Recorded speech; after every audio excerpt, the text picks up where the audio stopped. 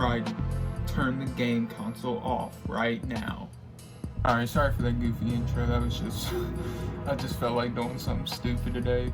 But, if you couldn't tell from the title and the intro, this video is going to be about Metal Gear Solid 2. I tried recording this video yesterday, but I just honestly didn't really talk about it the way I wanted to, so I'm not going to upload it if I don't like it, like I said. Because I will not upload a video if I do not enjoy it, and I think I'm just talking in circles. So, before we get started, please like, comment, subscribe. It helps me get my content out there. 55% of you are not subscribed, so if you are a part of that 55%, consider pressing that red subscribe button, making it gray, and yeah, let's get started. One quick note before the video starts. School has begun, and I've been focusing on that a lot. I put like 6 hours into it on the computer, by the way, because I'm not going back. But you know, if videos slow down or something, I'll put it on my Twitter explaining why. And yeah, I just wanted to bring that up. So the main reason I wanted to make a video on Metal Gear Solid 2 is because it was one of the first games that I really started getting into for the story. Because I played it a lot back in the day on the PlayStation 2, but I never really liked it as much as Metal Gear Solid 3 or, you know, MGS1, because Raiden, you know, I don't really have to say much more if you know what I'm talking about. But as I grew up a little bit and started to understand the story a little more, I really started to appreciate just how masterful it is. Like, it's one of the best games ever made. It's my favorite game of all time, pretty much. Maybe competing with Persona 5 Royal, but it just has so much good about it. Like, the way you are controlling Raiden, like, literally, the way you control the character in the game is a part of the story. Because in third person, I saw a video on this, it really made sense to me. And if you are in third person in the game, you're kind of watching Raiden from the outside, and you're kind of just letting him do his own thing. But when you go into first person, you're kind of controlling him as, you know, the simulation that's going on in the game to make him, oh my god, Siri again.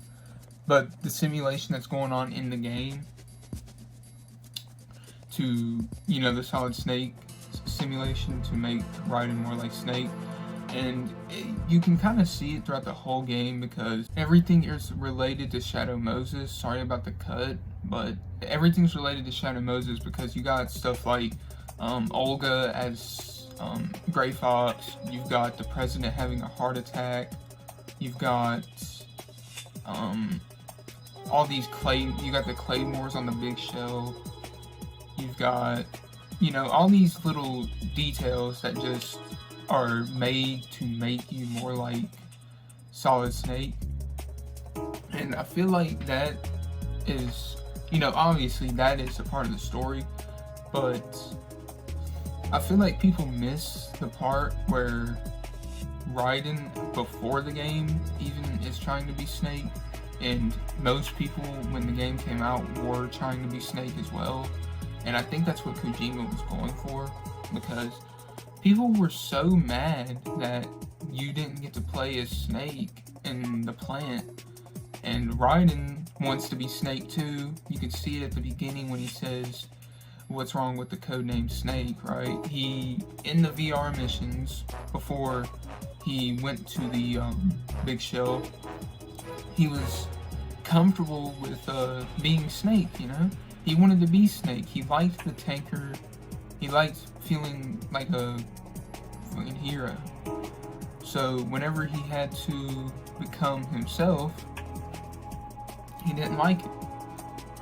Okay, now the part that really, you know, got me emotional and it really changed me a little bit was the ending part with the Colonel and, you know, the Rose AI talking to you through the codec about everything. that monologue, man, I'm gonna put up a picture of the whole thing. If you want to read it, pause the video. But that whole thing, like selective truth, people really not knowing what they want, people just taking other people's ideas and just, never really being individuals. They're just, it's just crazy. I couldn't go into it all just off the top of my head. But then they make you fight Solidus even though you don't want to, because if you don't, Olga's child is going to die. Raiden, take Solidus down. Think again.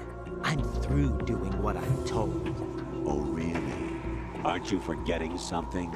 If you die, my child dies. The termination of vital signals from your nanomachines means the death of Olga's child. Not to mention the death of Rose. She's wired the same way. So you just feel used the whole game. Like, it makes you feel a certain way. And then after you beat Solidus, you don't even feel like you won, really, because you didn't want to do it anyways. And then when Raiden and Snake are in front of the fucking thing, I can't remember the name of it, I'm sorry, but they're sitting outside in New York, and Raiden takes off the dog tags, which have your name on it that you put at the beginning of the game on the node, and he throws them away. It pushes that narrative that you and Raiden were one, right? Like, you were trying to make him more like Snake, and he was, trying to be himself, but you kind of had to do the same thing throughout the simulation to become Snake, you know what I mean? You gotta exist as one. But at the end, he throws that away, which is really sick. Then Snake goes off on his monologue about how what you think is true. Like, how you perceive something is completely fine. Like, you may perceive something completely different than someone else. For example, Metal Gear Solid 2's story, you may see it a different way and interpret it. You may think it sucks or whatever, but that is your truth, and that's true. Now, there's some things that are obviously fact, but that's not what it was talking about. And then it talks about carrying on your legacy, finding something to believe in, pass it on, and it really it put me in a good mindset after I played it, because it was like, well, not everything is as it seems. You kind of just have to go through life, figure out what your goal is, find out what you believe in, and then push that, forward into the next generation, because that's pretty much what we're here to do, right, as humans. Push forward what we believe in and what we find out to the next generation so they can grow. It's how we've gotten where we are with technology. It's how you're watching the video that I'm making right now. And, my point is, like, it really taught me to just accept who I am. Don't try to change who I am because someone tells me to, or someone tells me that something I'm doing is wrong. Like, people will tell me, anything, like, oh, why are you working out so much? That's a waste of time. Or, why do you care about, trying to get better at a video game? It doesn't matter, it's just a game. But, like, it's just, I see it differently than you do, right? And that's fine. And I feel like if more people played that game, more people would be more accepting of each other. So yeah, pretty much, go play Metal Gear Solid 2. There's tons of analysis videos. I kind of just condensed it not way too much, but I condensed it a lot into a small ball. I didn't spoil too much, but the game's been out for almost 10 years, and it's still relevant, by the way.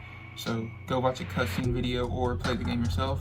It's on PlayStation 3, PlayStation 2, Xbox 360, and yeah.